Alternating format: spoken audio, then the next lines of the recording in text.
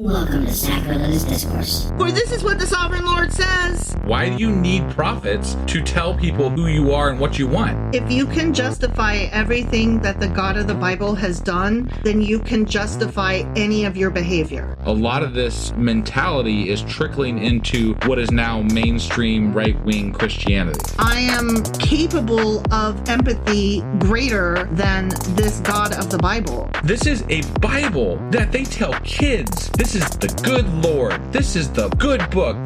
He is fantasizing about murder, mass murder. Head over to sacrilegiousdiscourse.com right now to find out how to leave us a review or support us on Patreon.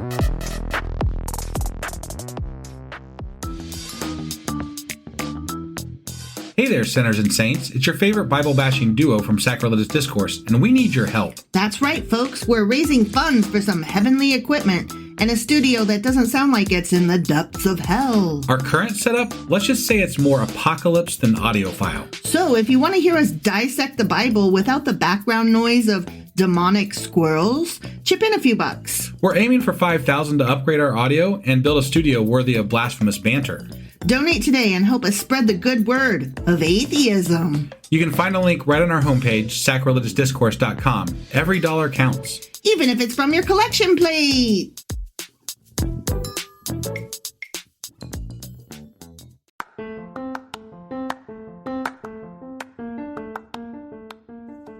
Hey you, welcome to Sacrilegious Discourse. I'm husband. I'm wife. And together we're reading the Bible. Starting with Genesis and eventually ending with Revelations, we're working through every book and offering our atheist 2 cents. Or shekels. Yeah, those. We're asking questions and pointing out all the nonsense. We aren't academics or scholars. Nope. In fact, when it comes to religion, we really don't know anything at all.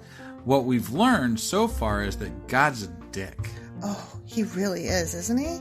If you're interested in how we reached this startling conclusion, maybe start from episode 1. Otherwise, jump in anywhere. It's all good. Yep.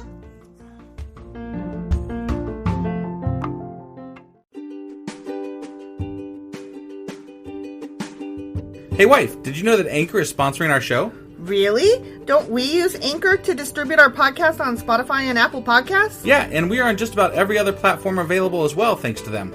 Why do we use Anchor as our podcasting service? Well, they make editing and distributing our show a breeze. What if one of our listeners wants to start their own podcast? Then they should head over to anchor.fm or download the app to get started. Awesome! You guys should go do that right now! Hey, husband. Hey, wife. Are you ready for a Q&A? I am. It is Saturday. It is. And our Q was from Deuteronomy chapter 10, verse 22.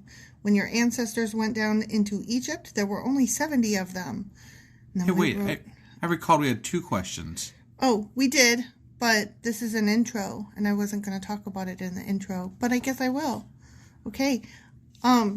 So the other question was from Deuteronomy chapter 11, verse 29. You must pronounce the blessing at Mount Gerizim and the curse at Mount Ebal. I think we're holding off on that one because there was a lot of info on the first one. Correct. So we're going to do that one as a special episode, maybe at the end of Deuteronomy or something? Something like that, yeah. Okay. Yeah. Cool. Yeah. This other question was a lot more involved. Got it. All right, so we're going to be learning about the 70 fucking Israelites then, huh? Yes and no. Okay. Well, we're learning something anyway. We're learning something. All right, sounds great. Let's go learn shit. Let's go learn shit.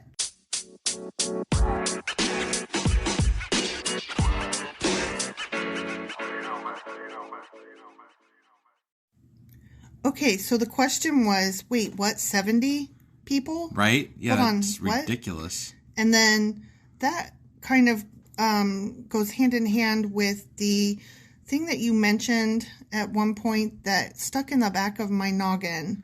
Were the Israelites actually ever even in Egypt? Right. Yeah. It was just something I found in passing when I was researching something else. So yeah. So when I was researching this, I came across that question and I was like, wait. And I was getting Egypt and Canaan confused for a minute. Okay. And so I kind of wanted to step back a second before we talk about how many people there might have been, let's talk about were there even any of them, right? Right. I mean, so as far as the Bible is concerned, this kind of makes a big difference in things. Yeah. So the answer is yes and no. Okay. All right. So there were lots of people in Egypt from all over the place because Egypt was a land of plenty during times of famine because the Nile would flood seasonally. Got it. And so lots of people came from all over. I mean, we know that from the Bible as well. I mean, sure. Remember the story of Joseph and his coat, and he was sold by his brothers into slavery, and, he became the Pharaoh's right-hand man. And I am going somewhere with this is why I'm bringing up that story. Sure. And just from history itself, it's been the birthplace of a lot of civilization. I mean, that's where, civilization, a lot of it came from. So. Right. But not during this time period. Sure. No, yeah. Okay. So, that gets into, remember how Joseph's brothers sold him into slavery? Yeah. That is another reason that there were a lot of people in Egypt at that time, because neighboring, what do you want to call them? Civilizations, groups, towns, cities, right, neighborhoods. Yep. They would sell people as slaves into slavery to Egypt in order to stay in the Pharaoh's good graces. Got it. So the Pharaoh had slaves. He had slaves, yes. Okay. From all over the place. Right. Not just Israelites. Not just Israelites. Like, not to downplay Israelites or any Jews of any type, but they were nothing special insofar as being slaves in Egypt. Right. And to be fair, what the fuck was an Israelite before they were in Israel anyway? Right. Like, how do you define an Israelite before that they were Israelites? Is exactly the point that the question gets to. Got it. Was how do you define an Israelite? Right. Before Israelites existed. Yeah. So there were Canaanites in Egypt. Okay. Yeah. And they were there both because they were starving or because they'd been flooded out or sure, whatever, and they were also there as slaves. Got it. So that's why I say yes and no. Okay. So there were also some Semitic slaves present in Egypt. Okay. However, most critics say that there is no archaeological evidence of a specific Semitic tribe worshiping specific Yahweh in Egypt. Got it. So so as far as actual evidence is concerned, there exists none. Little to none. I would say yes and no is the real answer. Okay. I mean, there were Semitic people in the slavery-ridden area of Egypt in that time frame. Yes. I would say... to say that they were the Israelites and that they did all this might be a huge stretch. Right. a huge stretch. And I really, really liked one of the articles that I read. I believe it was a Nat Geo interview that likened it to how a tribe of people, a culture of people, have a collective memory that turns into something that bears the resemblance of truth. For example, the example that this particular person gave was the way we Americans today ascribed for many decades heroic prowess to George Washington and the founding fathers. Right. And, if it went unchecked for hundreds of years, it could become almost religious in fervor. And for example, also, there are many people who claim to have relatives that came over on the Mayflower. That is like our magical, origin story. Yeah. Right. And so there is some truth to it, but historically versus cultural remembrance, the line is very, very gray. Right. And Certainly, I'm guessing. I'm guessing there's no written occurrence or archaeological evidence of any plagues summoned by a person named Moses. No, that is correct. That is correct. Moreover, there were several exoduses from Egypt in small numbers. Okay. For obvious reasons. They wanted to escape slavery, or they had the grass is greener. Sure. And so all of these different cultural stories came together.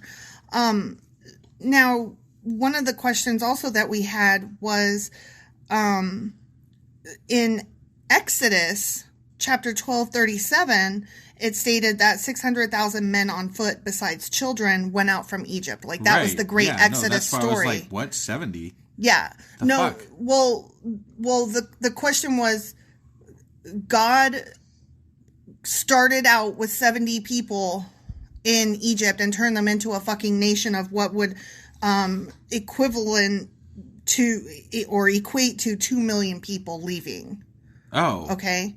So he's saying 70 people started and I turned you into a nation of 2 million people who left Egypt. Oh. And that's not true. That's not true at all, because that would be a quarter of the population, and there's zero record of a quarter of the population of Egypt leaving. Right. We would find that not just in historical records of peoples, but in the way that supply routes and slave recorers and the workforce, and like there would be more than just this one story. So the way the Bible claims it is not. That is definitely did not happen that way. It didn't happen that way. Okay. Which isn't to say, again, it's not to say that there weren't Jewish slaves in Egypt. Well, it's easier for me to believe 70 people left than fucking 600,000 or whatever. Right. So, but going back to what I was saying, there were Jewish slaves in Egypt. Yeah. But not how the Bible describes. And there were exoduses from Egypt, but not how the Bible describes. Right. And I thought that was like, holy moly. Like, I never understood that if for that many people to have left all at once would have actually impacted the entire society in such a way. Right. It would be like if a quarter of the population of America left. Right. That's going to be more than just a cute little story that we turn into. Yeah, that's like, you can't even deal with that. That's right. That's... But similarly, if we were to take as many people today as claim relatives came over on the Mayflower. Yeah. Do you know how many people would have had to be on the fucking Mayflower? How many? Like thousands. Okay. Thousands of people. Well, that's easier to believe than the claims of the Bible. Right. The claim of the Bible is very strong and very many, and there's no fucking way. Even if you... Okay, so recap me real quick, because I don't know if I completely grasped the 70, the 600,000, and the 2 million thing that you were discussing. So there were all kinds of different people in Egypt. Many of them came from Canaan. Okay. But they also came from many other places. Right. Okay. So God is saying, you started out as a nation, or as 70 people, and I turned you into a nation. While they were in Egypt? Yeah. Okay. That's what I was failing to understand. Yeah. So they started out as 70 in Egypt, and then while in Egypt, turned into 600,000?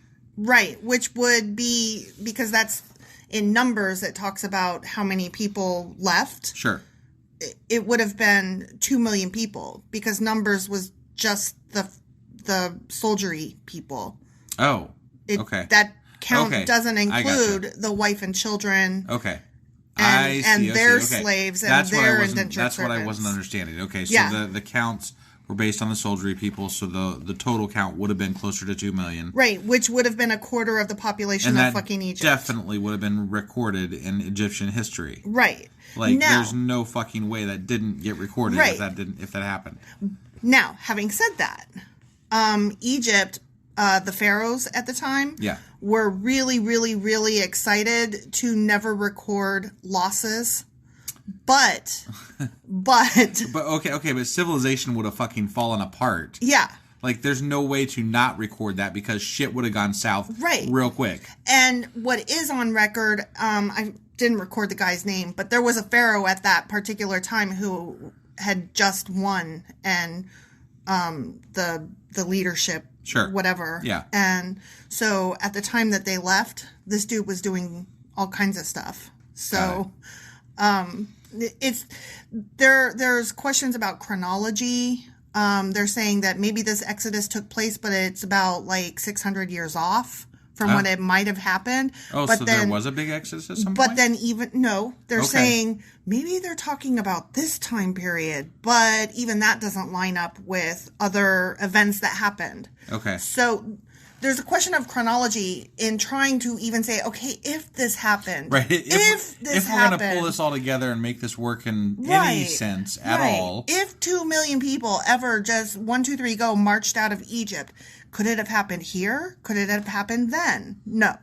So the origin story of the Bible and Exodus is bunk, essentially. As told, yes. Were there exoduses? Yes. Were there slaves in Egypt? Yes. Was there the Exodus described in Exodus?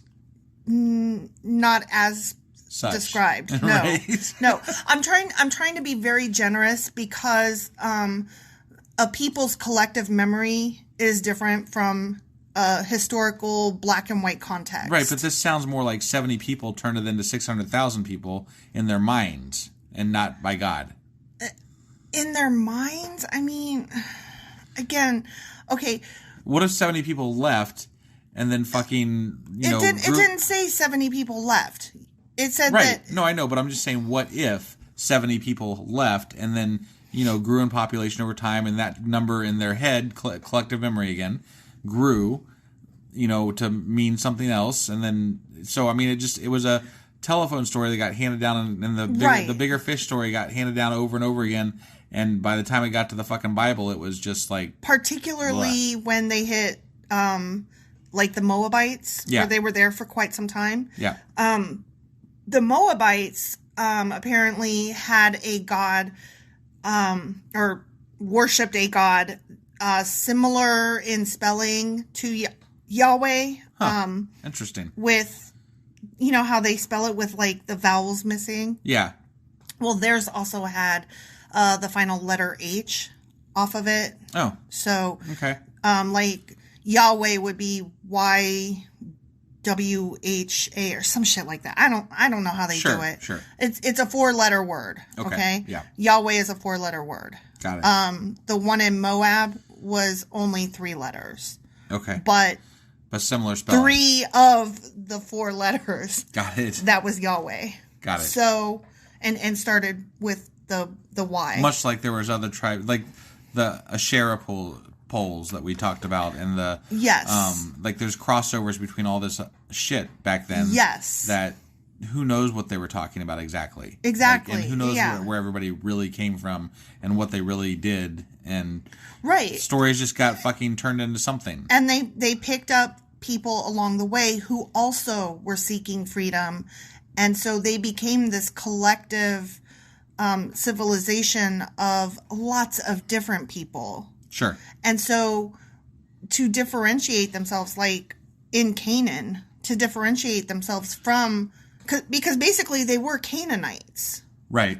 To differentiate themselves from the other Canaanites, they had to claim this story of humble beginnings to show that, see, we have... the right of it. We have these value systems and these customs that come from God. And so they had to create all of this together. I would assume that there's a possibility that these, and again, this is just me guessing, but I mean, given that the slaves came from Canaan and stuff like that a lot of the time in those days, my guess is that they could have come from the tribes that worshipped these other gods at some point, but when they were slaves for so long, they might have adopted other views based on trying to differentiate themselves from the Egyptians, and then by the time they left again, their views were different from the people that they had originally come from. Exactly. And that they felt the need to differentiate themselves strongly against them because they were separate. They were different. Exactly. So maybe. I mean, again, we're talking about a story that may not have even really happened. So right. It kind of reminds me of a science fiction story where these humans go off into space and they have all these adventures and do all these things. And then over the centuries, they decide to come back to Earth. Right. And they're still humans, but are they though? Because they're entirely different from the humans that they left behind. Right, right. And that's kind of what we have here is a group of Canaanites who left Canaan for various reasons, became slaves like everybody else in Egypt, and then when they returned to Canaan, they were no longer the same Canaanites. Well, it would also, it would lend to why it was so easy for them to adopt ways of pagan, quote-unquote, religions and things like that, because they were part of their collective history as well at some level. Yes. And maybe even re-adopted as they collected people along the way. Mm-hmm. So, re-explained, reappropriated. Sure. Yeah. Yeah. They were basically no less colonizers than the Egyptians who colonized them in the first place. Right. Again, if any of this was true. Well, it is true that people were sold into slavery. Right. From Canaan to Egypt. I'm just saying. And it is true that people left Canaan to return to Egypt. Right. So, if you're looking at bare bones, if that story's true, parts of it are. Sure. On a very smaller scale. Kind of. The Bible definitely blows this out of proportion. Oh yeah, definitely, definitely. So, yeah. You got anything else about that? No, I think that's pretty much covers it. I'm still trying to put it all together in my head and make it, I don't know, like you're wanting a definitive black and white, did it happen or didn't it? And like I could tell from your expression that you're like not happy with my gray answer. No, it's not that. I'm just trying to obviously there's a lot more research that could be done on this subject, right? Mm-hmm. Mm-hmm. And it doesn't sound like, to me, from what you have stated, it doesn't sound very likely that the Exodus story is true in any way whatsoever. Other than the fact that maybe some people left, and that's about it. Like, there definitely wasn't 600,000 fucking soldiers leaving with much 2 million less. People total. Right. That fucking didn't happen. Right. Period. Yeah, that didn't happen. And moreover, 1 million people didn't leave either because that would have been recorded too. And that would have caused a dent in their society. Right. Like, even if you keep cutting it in half a couple more times, it more than likely didn't happen, Right. So, it might have been a bigger than normal exodus. Maybe, let's give them 50 or 60,000, right? Maybe. That's being generous. Right, that's being generous. Yeah. But it was definitely not anything like described in the Bible. Right. And, the Bible is pushed on us as true, as valid, as historic. Right. By people who want to push the Bible on us. And that's fair. I'm just saying that is definitely not the case. This is not a historic record of what happened based on the research that we've done here. Right. Okay.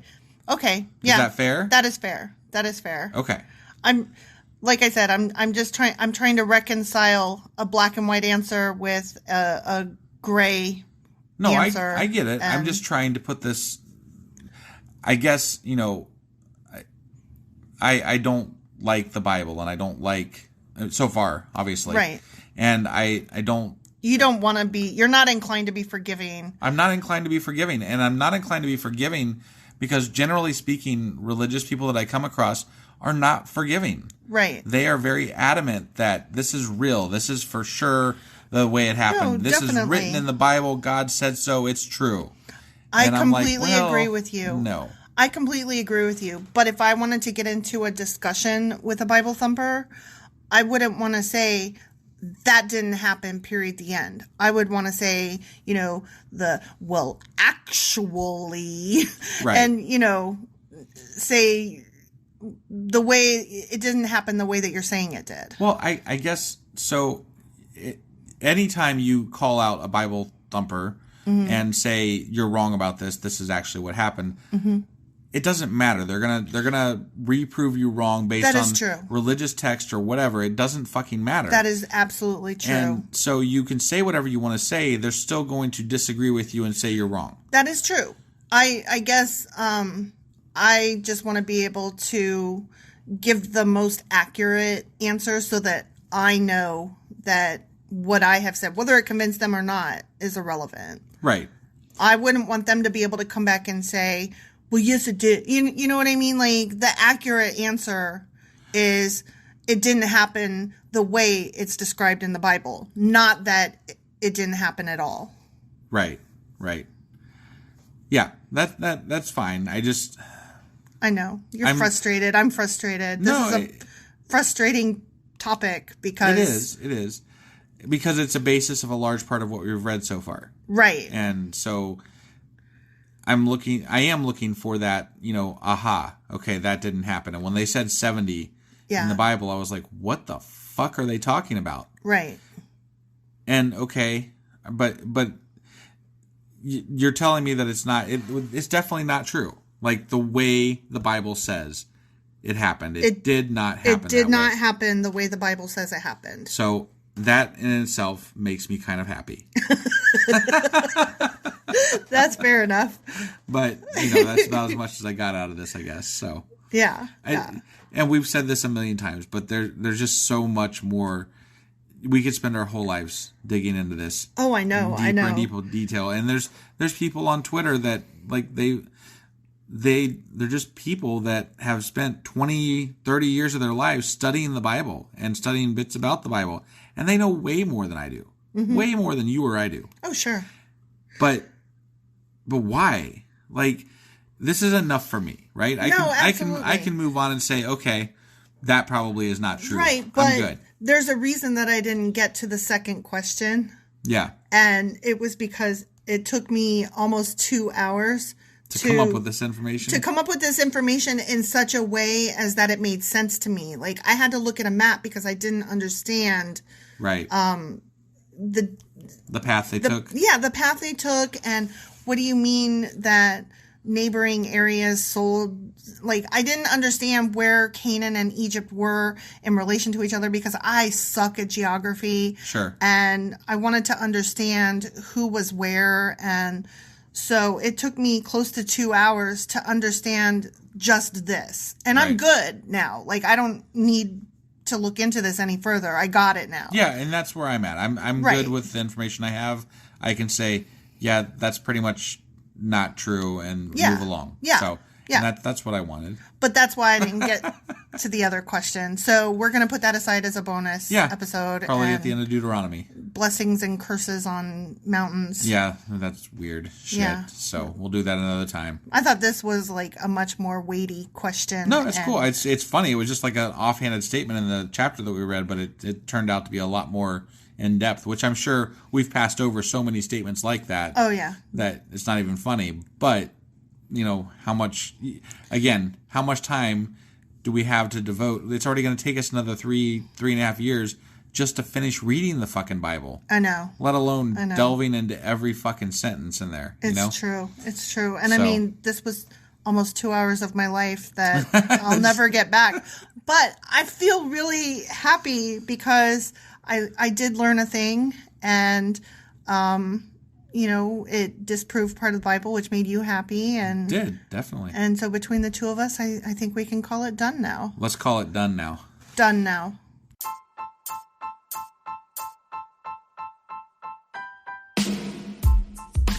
Hey, wife. Yes, husband. Did you know that we are now on Patreon? Yes, because you told me, but also, no, tell me more. So we're on Patreon now. Are we? We are. And our supporters can go there and support us, and we have multiple levels all the way up to You Killed God. That sounds really drastic and escalated quickly-ish. Well, no, there's multiple levels before there. So it escalates on a sliding scale of, cheap to not cheap. Oh. But, we can definitely use any amount. So, any support is always appreciated. So what exactly is Patreon? It's a place where you can show your support for our podcast. And just our podcast? Any podcast or any performer. But, we're the ones that, you're listening to right now. So maybe you should, support us. That'd be awesome. That would be awesome. But we love you anyway. So all you got to do is go to Patreon, look up Sacrilegious Discourse. It's actually patreon.com/Sacrilegious Discourse is our actual main page there. So head on over and send us some love. Yeah.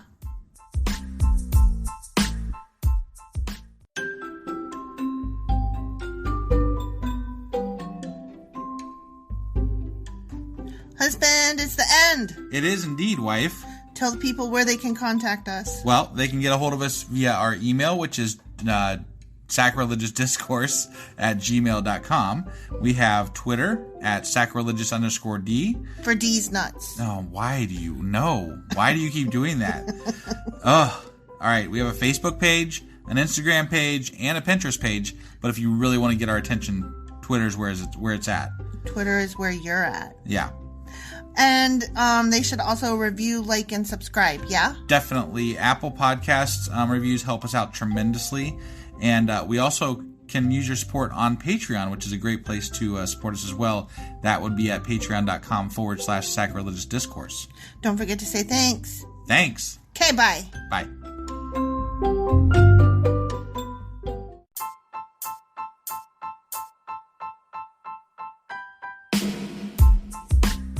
Hey, wife, I guess that's the end?